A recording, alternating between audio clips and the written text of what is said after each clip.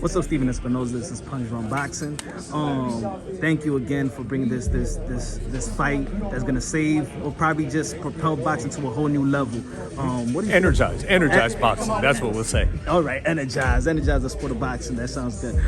What do you feel about this? What do you feel about this matchup? Where you think it puts boxing itself? What do you think? Look, it's the right fight at the right time. They're both young. There was some drama around making the fight, but it was relatively quickly to be made in terms of doing it at the right time.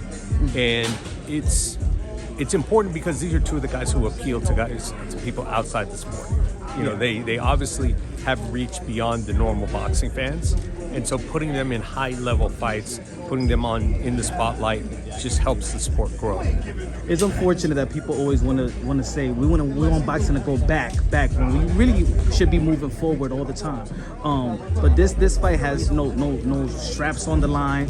Is it going back to the prize fighting, like just not boxing, but the prize fighting, the best fighting the best, the Jack Johnson days where there was no straps, it was just prize fighting? I'm smiling because there's an irony in this whole thing. Is you hear people complaining all the time. Oh, there's too many belts. There's this and that. There's mandatories and all this complicated stuff.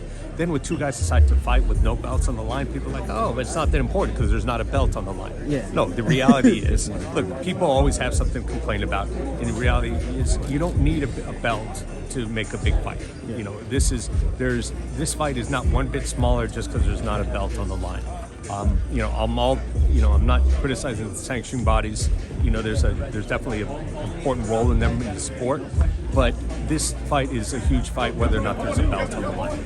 Now, we haven't seen Jermall Charlo back in the ring. Of course, he's dealing with things off the ring, and hopefully he gets everything back together. But there is a fight that's been marinated. Probably I'd say the most marinated fight in the sport of boxing. Demetrius Andre is back working with Showtime. Jermall Charlo, Demetrius Andre, Juneteenth. How that sounds? I think we got a little bit of an issue because Jermall Andre really can't make 160 anymore. Mm-hmm. He's always been a big guy. I don't know how he even made 154. Back in the day. Yeah. So I think we'll have to wait until Jermall Charlo moves up, if he does move up. Because I think that fight would have to happen probably at 168.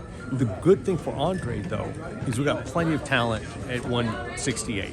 Whether it's Plant or Benavidez or David Morrell, The winner or the loser. yeah, and then ultimately Charlo. Those are five guys, who are in 168 or will be in 168 pretty shortly. So there's plenty of opportunities there. Thank you so much. You got it, brother.